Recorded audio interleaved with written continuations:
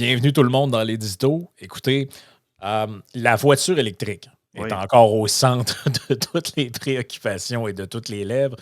C'est un truc qui a marqué le dernier budget au Mmh. Québec. C'est à peu près la seule coupure de dépenses, si on peut appeler ça coupure, qu'ils ont faite. Donc, on continue de garrocher de l'argent un peu partout jusqu'à ce que mort s'en suive, comme dit le dicton. Mais bon, le gouvernement du Québec va tirer la plug, comme l'a déjà fait l'Ontario, je pense. Je pense que si vous êtes ontarien, d'ailleurs, c'est ce qui explique aussi ce qu'on appelait le flip de voitures électriques, là. Mmh. C'est-à-dire que des gens achètent des chars électriques, bénéficient de la subvention du Québec et du fédéral, puis vont la revendre en Ontario. Parce qu'en Ontario, les gens ont juste la subvention fédérale qui est encore en vigueur et non plus celle-là de l'Ontario qui était abolie par Ford, je pense, il y a genre Oui. 3 4 ans de ça Mmh. facilement. Donc là, le gouvernement du Québec a annoncé qu'ils vont faire à la québécoise. Là, il y a jamais, ici, on n'est jamais capable de tirer sa plug. On tire un peu, puis il y a encore un petit peu d'électricité. On laisse ça là. Fait que là, on va commencer à partir de l'année prochaine à réduire, je pense, du quart ou de la moitié les montants qui sont octroyés pour les subventions jusqu'à leur disparition complète, je pense, en Deux 2027. Ouais, au 1er janvier 2027, ouais. Ouais, ouais. Fait que, bref, toute Hey. une histoire. Et là, bon, là, il y a eu, je te dis, il y avait des journalistes qui avaient le goût de s'acheter des chars électriques au budget de ce qu'on me dit au huis clos. C'était rempli de journalistes en mental breakdown parce que là, tout d'un coup, ils allaient peut-être perdre la subvention pour financer leur Tesla ou leur Subaru électrique. Donc là, est signé dans la presse sous la plume de Francis Vaille, chroniqueur de la presse quand même assez bien connu de tous. Il a écrit un texte qui s'intitule Une solution pour remplacer la subvention. Donc là, on avait vraiment compris que c'est un problème, là. Il n'y a pas assez de. Il n'y a pas assez de subventions, comme dirait l'autre, donc il faut trouver une solution. Ben là, c'est Vu qu'il ça, n'y a en plus. fait. Si on met ça dans le Geloso Tree, il y a plus de subventions. Est-ce que c'est un problème? Moi, je suis d'avis que non, là, fait que ça devrait pas mal s'arrêter là. Mais ça a l'air que non, ça a l'air qu'il faut continuer. Ouais, c'est ça. Donc, c'est ce titre ici, une solution pour remplacer la subvention. Et là, il nous dit dans ce texte, la fin progressive de la subvention de 7 000 $ pour les véhicules électriques était attendue.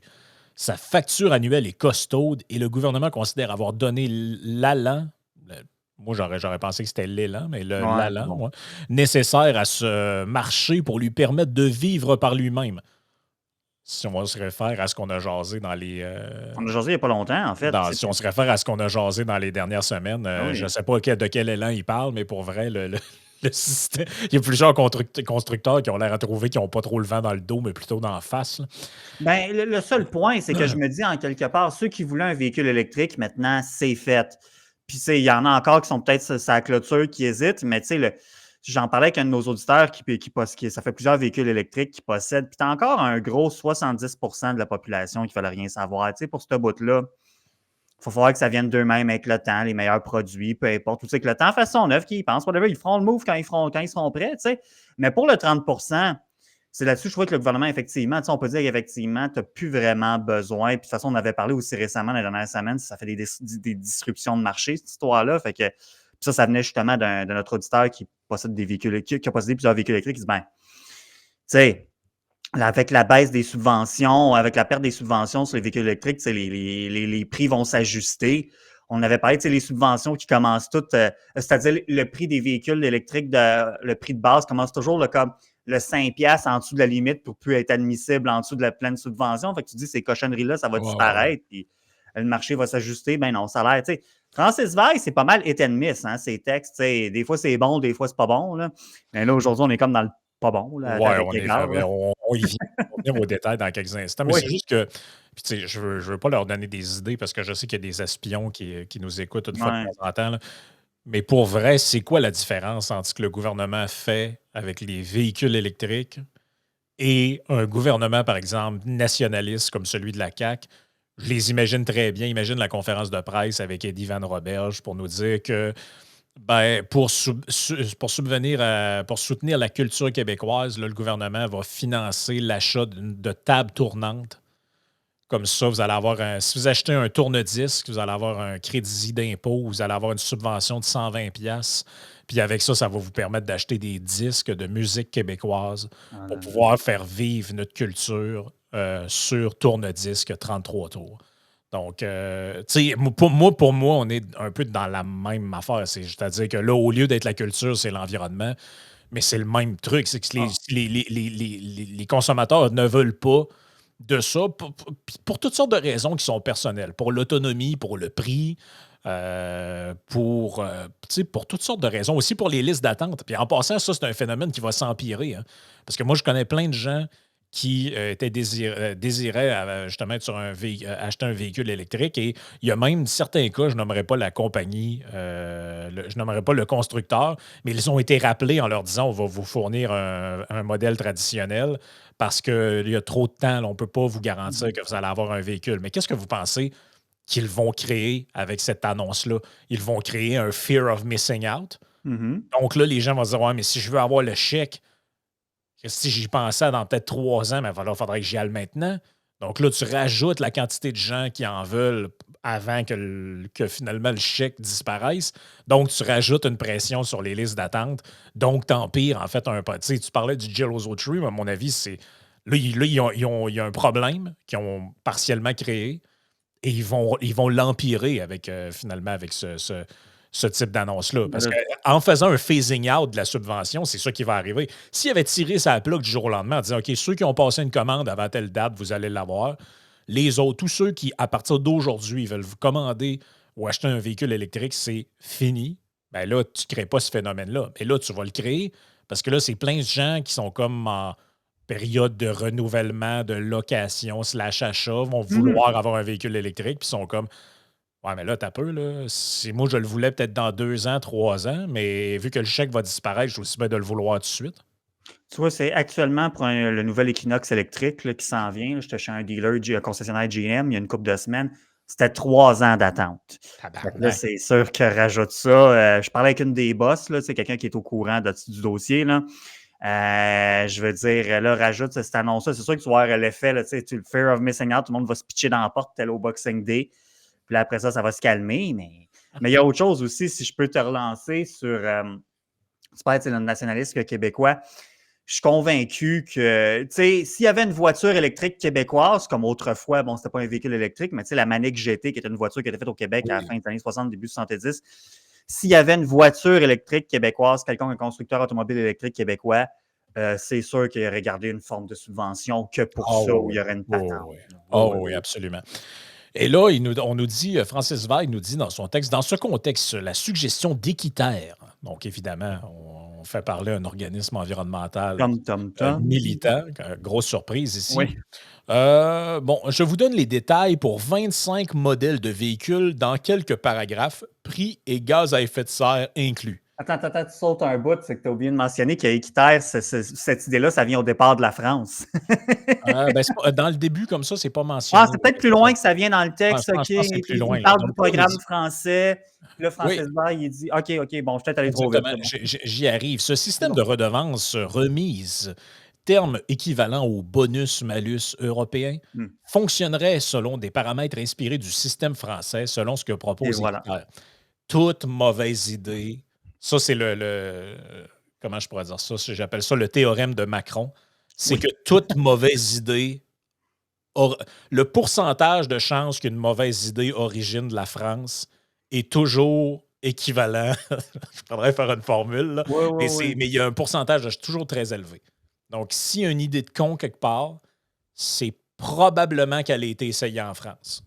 Faut tu sais, empêcher des immeubles, empêcher des gens de louer des immeubles locatifs en pleine pénurie de logements pour des raisons énergétiques. Ça a été fait en France. Il y a des gens qui veulent faire ça ici. Taxer Euh, l'asphalte, puis les Taxer barres d'eau de l'asphalte, toit. la pluie, puis ce genre de niaiserie-là, ça a été fait en France. Les mesures, le petit col roulé, puis baisser le courant, ça Oui. a été fait en France. Toutes les idées de cons qu'on entend, ça vient toujours de la France. Je ne dis pas que ça vient des Français, Non, non, ça vient exact. de leur bon gouvernement. Mhm. Qu'on se comprenne bien, là, pour pas envie de recevoir une volée de bois vert de la part de nos auditeurs Oui, oui, tout à européens. fait. Ben Et oui. là, on dit, en gros, les véhicules neufs se verraient imposer une redevance en fonction de leur émission de GES et leur poids. Et inversement, les autos peu émettrices recevaient une remise qui pourrait s'apparenter en quelque sorte à la subvention de 7 000 Donc, autrement dit, moi, je m'en vais m'acheter un Cherokee, ben, je vais payer plus cher et ça va servir à financer ton char que tu vas acheter qui, lui, va être électrique. Fait que finalement, on trouve le moyen de créer une subvention de manière détournée. Parce que là, finalement, le gouvernement, c'est quoi une subvention? Le gouvernement prend votre argent, la donne à des gens qu'il a choisis parce qu'eux sont des meilleurs citoyens que vous. Ils posent les bons choix. OK? Et là, maintenant, ça va être un peu la même affaire, sauf qu'au lieu de passer par l'entremise du gouvernement, ben, finalement, ça va passer par l'entremise du gouvernement pareil, mais ça va être sûr, on va ponctionner les gens qui font des mauvais choix pour les donner à ceux qui font des bons choix. Qui décide de ce qu'est un bon choix ou un mauvais choix? Ben, c'est Équiterre et Francis Veil, là, essentiellement. Euh, Mhm. j'ai jeté un coup d'œil sur le modèle français, dit Francis Veil, et ma foi, il est typique des programmes de ce pays, fort louable, bien paramétré, mais hyper complexe. Une chance qu'il a annoncé le dernier bout, parce que j'aurais même pas Oui. cru qu'il parle de la France. À mon avis, un tel programme doit être simple à administrer et donc éviter d'incorporer une forme de redistribution de revenus en faisant varier les prix selon les revenus, le nombre d'enfants, l'utilisation pour le travail. C'est le rôle de l'impôt sur le revenu de voir à la redistribution. Bon, j'ai analysé 12 modèles électriques, 4 modèles hybrides rechargeables et 9 modèles à essence pour voir comment pourrait s'appliquer un programme de redevance remise au Québec. Mon unique critère, les GES émis sur la durée de vie des véhicules. Il y a juste un problème, c'est que les gens n'utilisent pas le véhicule durant leur durée de vie, là, mais bon, ça, c'est une autre affaire. Selon les données du site Équiterre, les véhicules à essence représentatifs que j'ai choisis émettent 80 tonnes de GES durant leur vie de 15 ans, fabrication et énergie compris. Environ 20 des GES sont émis à la fabrication et 80 durant leur utilisation avec l'essence consommée. Parmi mes choix à essence, le champion est la Ford F-150, donc le véhicule de Émilise Le Lessard-Terrien. véhicule le plus vendu d'ailleurs, hein, en passant, juste rappeler ça pour mettre Oui, les choses en perspective. Là. Ouais. exactement.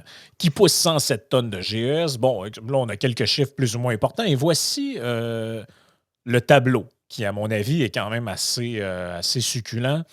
Donc là, on nous dit, voici les GES émis. Donc, une Toyota Camry, bon, c'est 46 tonnes, ça coûte à peu près 35 000. Une Honda Civic, qui est la voiture de votre humble animateur, qui émet 67 tonnes et coûte à peu près 29 000.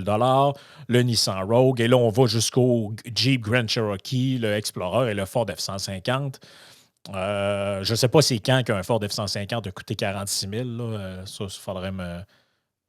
D'après moi, à ce Non, non, prix-là, non. il n'y a même pas le volant dans le truck. Là. Non, non, Mais, ben, peut-être il y a 20 ans, ça coûtait ce prix-là, mais plus là, là. ouais, c'est ça. Mais en tout cas, c'est le prix du catalogue. Et là, on nous dit les véhicules électriques. Bon, ça, c'est voici leur fiche technique. Donc, on nous dit la Tesla 3, la Tesla Y, la Hyundai Kona, le Nissan Leaf. Bon, entre du 12 et du 54 GES par tonne. J'aimerais ça savoir le Subaru Crosstrek électrique qui émet plus de GES qu'un char à gaz. Est-ce que lui va avoir des redevances? J'aimerais ça le savoir. Mais là, on nous dit voici à quoi pourrait ressembler un système de redevances remise. Donc, les GES émis en tonnes. Donc, supposons que vous achetez une Tesla Y, parce que tout le monde sait que c'est les pauvres qui achètent des Tesla Y. Mhm. Vous, on vous redonnerait 5 575 piastres. Et là, on descend un petit chèque de 3 650 piastres pour un Ford Lightning. Mais mettons que vous êtes un salaud, comme moi, par exemple, un criminel climatique, et que vous achetez un Honda Civic, vous devriez payer 8 000 supplémentaires pour qu'on puisse donner de l'argent à des gens qui s'achètent des Tesla et des Hyundai Kona électriques. C'est là que j'ai tilté, parce que tu dis, tu peux pas charger 8000 pièces à une petite famille là, ou à monsieur, madame, tout le monde qui s'achète une Civic qui est un véhicule, c'est une voiture compacte, là, rien d'extravagant. Tu dis, OK, ben, t'as rien qu'à t'acheter un Kona. Bon, c'est pas tout un Kona EV, c'est pas tout à fait la même configuration, mais bon, mettons qu'on met ça de côté, ou encore un Hyundai Ioniq 5 Long Range en plus, le gros modèle. Il y en a que 5, là, ça start pas mal. En tout cas, on disait quoi, 28 000, 28, 29 000 pour une Civic là, comme prix de base. Il faudrait voir c'était quoi, combien qu'il Ouais. disait pour le. Je vais Et remonter là, un peu pour le Ioniq. Mais en fait, le point que je veux faire, c'est que peut-être que, effectivement, si tu gardes ton véhicule 15 ans ou quoi que ce soit, attends, on l'a, non, on l'a pas là le prix. Peut-être que si tu gardes ton véhicule longtemps, effectivement, à terme, ça va te revenir moins le cher de Ioniq, on runner dit en EV. 45 000 OK. Bon, 232. quand même une différence significative. Puis l'affaire, c'est encore faut-il que tu aies l'argent là, je veux dire. Puis encore une fois, mais au-delà de ça, là, j'ai voulu faire un argument plus rationnel, économique. Mais moi, au-delà de ça, c'est que je reprends un peu ton propos. Je n'accepte pas qu'on dise rien qui se promène en civique soit un criminel climatique. Là. On va arrêter sacrément. Là. Ça n'a pas de maudit bon sens. Ben là, c'est parce que, je veux dire, la Honda Civic, il n'y a pas plus classe populaire que ça. Là. Ben là, c'est ça. Là. Je veux dire, tu sais. On attaque à la classe moyenne. Puis même T'sais, classe moyenne et même, pas juste classe moyenne, des fois même les classes un peu plus basses. C'est vraiment pas correct. Là. mais Christy, ça vient de groupes de gauche. Ah oui. De groupes de gauche, soi-disant progressistes. Hey, on va se prendre du monde qui achète des chars à 27 000, 28 000. Puis on va lui sacrer un 8 000 de taxes pour donner ça à des bourgeois qui achètent des Tesla. Est-ce que ça va là, entre les deux oreilles? Là? Mais finalement, c'est un genre de progressiste. Tu sais, c'est l'inverse d'avoir une taxation progressive. Tu sais, d'avoir un impôt progressif. Tu sais, dans l'impôt progressif, tu gagnes, on va dire, de temps à temps, tu payes 26 d'impôt. Tu gagnes de temps à temps, tu augmentes à 30 kicks. Après ça, tu sais, jusqu'à un certain plafond. Donc, ça va par revenu. Et là, c'est l'inverse. C'est de dire, OK, on va prendre le monde pauvre qui achète des Camry puis des Civics, qui sont les voitures en ce moment comme un peu de base, là, parce que tu sais, les petits véhicules que Nissan faisait, ils ont arrêté de les faire, là, les plus petits. Là, comment ça s'appelait? La Micra. La Micra, ce genre de trucs-là. Puis il n'y en a plus bien, bien. T'as plus de Hyundai Accent. T'as bien des affaires que t'as plus. Exact. Ces petites voitures-là n'existent plus. Donc, essentiellement, les voitures d'entrée de gamme, là, mettons quelqu'un qui veut une voiture neuve d'entrée de gamme, là, mettons en bas de 35 000 ben, c'est Honda Civic puis Toyota Camry de base. Pas d'équipement, pas de toit ouvrant. Une Camry, tu peux payer 50 000. Là, c'est ça. Fait que là, la réalité, c'est elle. Là. C'est que là, vous allez prendre des gens qui travaillent, qui ont des emplois normaux, mais je veux dire qui ne sont pas riches, qui vont s'acheter des Civics, puis rendus à la caisse, on va dire oui, c'est 28 000, monsieur ou madame, mais en passant, vous devez payer 8 000 supplémentaires. Of course, ce 8 000-là va être plus taxe, on s'en doute, parce que le gouvernement va prendre sa cote au passage. Et ce 8 000 $-là, il sert à quoi exactement? Ben, il sert, regardez le monsieur et la madame là-bas qui a un manteau de fourrure. Là. Eux sont venus pour acheter une Tesla. Et c'est à eux qu'on va donner une partie de votre 8 000. On lui donne 5 575. Pour vrai, c'est non seulement c'est immoral. C'est odieux. immoral. Puis c'est les mêmes qui nous disent hey, les baisses d'impôts de la CAQ, ça profite juste aux riches. Puis ben là, excusez-moi, mais votre système, ça va profiter aux riches en sacrament. Là. C'est parce que le but avoué de ça, c'est que le prix des voitures à essence conventionnelle versus hybride branchable ou 100% électrique, ce soit des prix qui se rapprochent. Que tu dis, bon, tu prends ta Civic à 29 000, rajoute-en 8 000, t'es rendu à 38. Après ça, 37, plutôt 37-38. Après ça, ajoute-y, prends ton Hyundai Kona EV, enlève-y un 5500. Tranquillement, ça commence à se rapprocher, mais ben là, ça j'apprendrai rien à personne. Ça veut juste souligner comment ces gens-là de la gauche n'ont pas confiance au marché. Si on revient à ce que je disais un peu plus tôt, que laissons le marché s'ajuster en fonction de l'offre et de la demande, puis il n'y en aura pas de problème. Ça, c'est pas une surprise pour personne de savoir que ces gens-là n'ont pas confiance à ça. Mais moi, au-delà de ça, c'est que je ne veux pas leur donner ce pouvoir-là. Je veux pas qu'eux autres décident combien dans un char à gaz, ça devrait ressembler plus à quel prix versus un véhicule électrique. Non, je ne veux pas. Mais de toute façon, leur système ne marche pas. D'un simple point de vue logique, leur système ne marche pas. Parce que qui va aller l'acheter, la Honda Civic, à ce prix-là, si finalement, je peux me faire pour moins cher un véhicule électrique puis recevoir un chèque?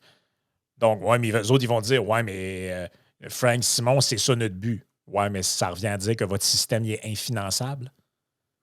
Votre système, dans le fond, de financement, de subvention déguisée, il est basé. Dans le fond, votre système ne peut marcher que s'il y a des gens assez crétins pour même qu'on leur charge 10 000 de plus, ils vont prendre ce choix-là pareil. Mhm. Et clairement, on le sait que ça n'arrivera pas. Je veux dire, demain matin, tu dis aux gens, si tu achètes une Civic, c'est 8 000 plus taxes de plus.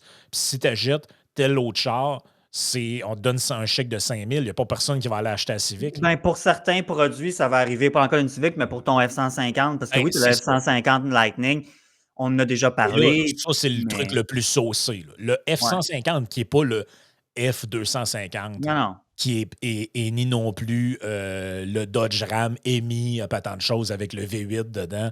Tout, là, on parle du F-150 de base. Tu peux en avoir un qui a un Ecotec avec un 2,7 litres. Là. Tu sais, bon, 18 050 piastres de taxes.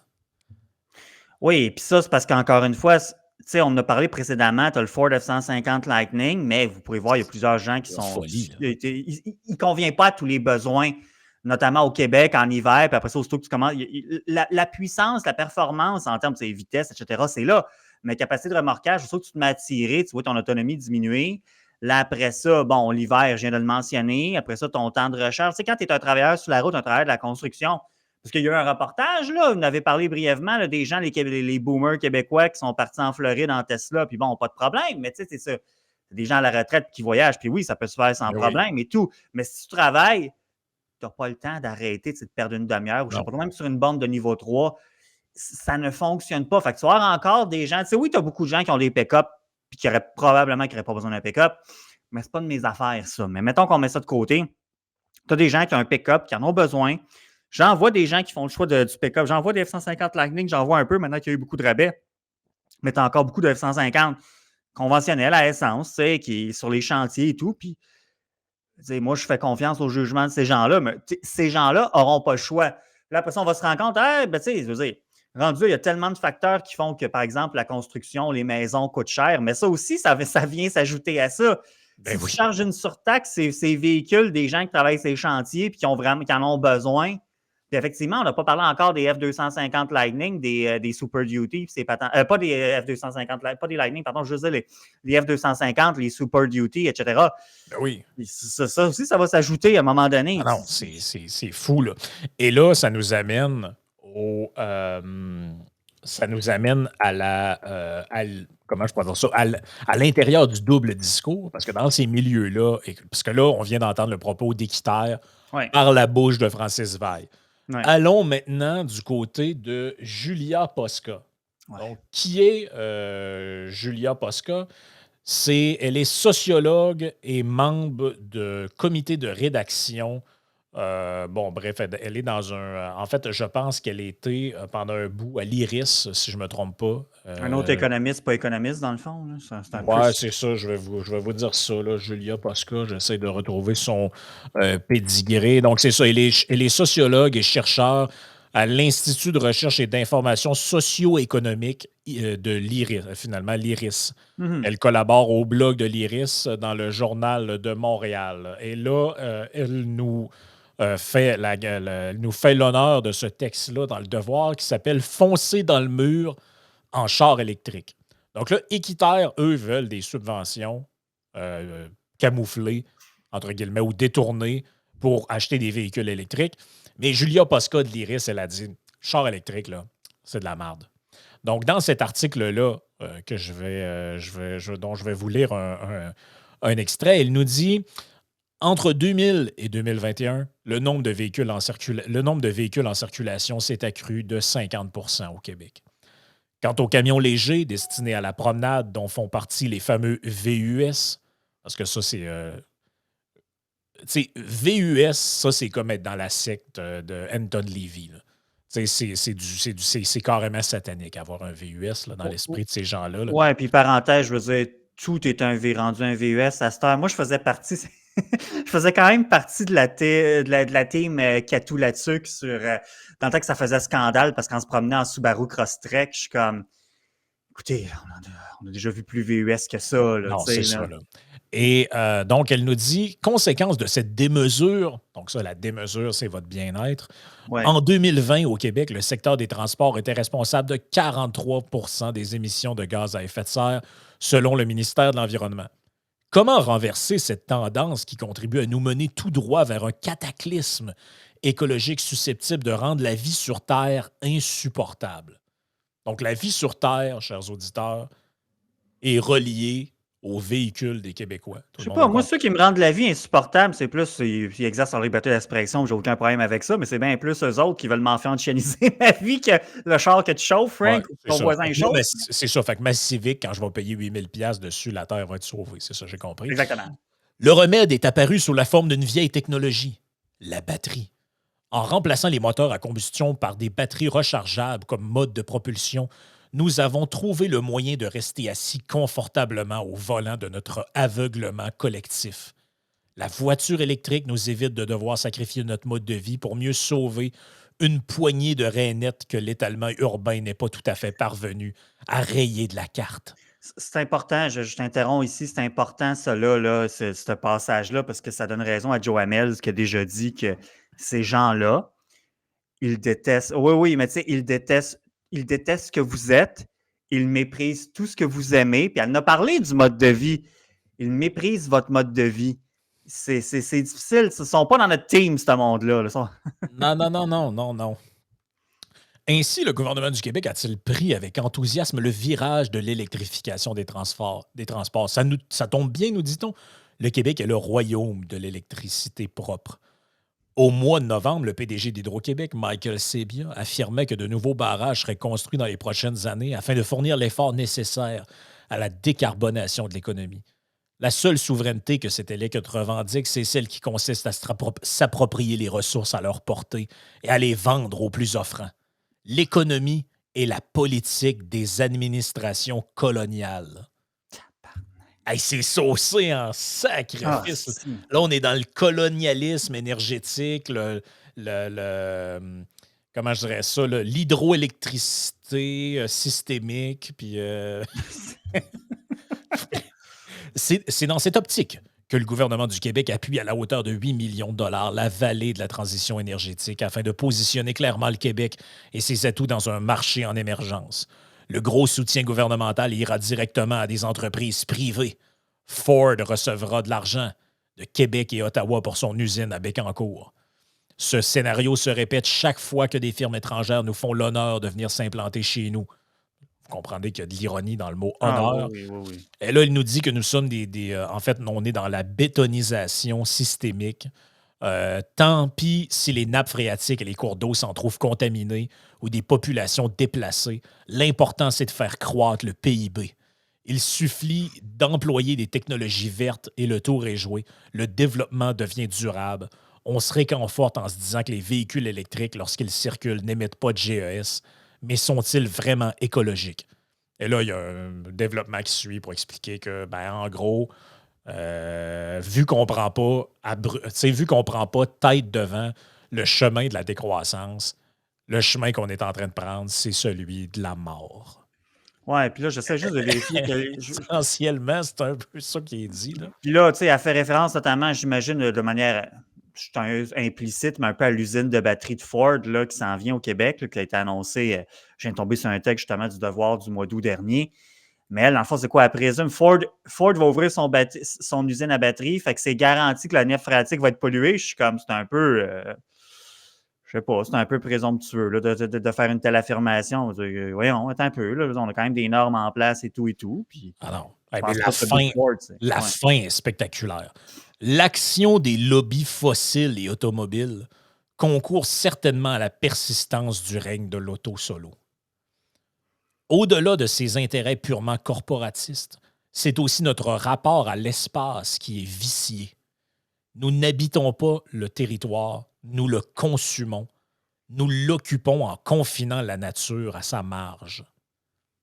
Hey, on est dans le... C'est de la réingénierie sociale, un terme que j'aime pas, là, mais c'est ça pareil. Oh, mais on est dans l'ésotérisme aussi. Là, Oui, tu sais. oui. On est dans la gaïfication de la réalité. On est dans le... Tu sais, c'est le retour à la terre, le mythe du bon sauvage. On est là-dedans. Là. C'est l'humain Oui, à tout l'état à de fait. nature était bon, nu et parfait. Mais oui. Il vivait dans l'allégresse et c'est la civilisation, avec sa consommation, son libéralisme, tout ça qui l'a avili. Donc, si nous sommes dégénérés, comme ces gens-là se disent progressistes en passant. Mhm, Si mhm. l'humanité est dégénérée au point où elle l'est en ce moment, c'est parce qu'on nous a sortis de notre état de nature de bons sauvages. Alors ça, c'est une. C'est fou raide, c'est C'est fou raide. c'est comme, tu sais, je veux dire, on peut s'amuser dans un café philo à discuter de ce genre de trucs-là, là, Ben oui, mais ben ça, c'est oui. écrit dans le devoir. Là, tu sais, je veux dire, c'était dans un journal. Ça n'a pas vocation à être une simple réflexion sur un tableau.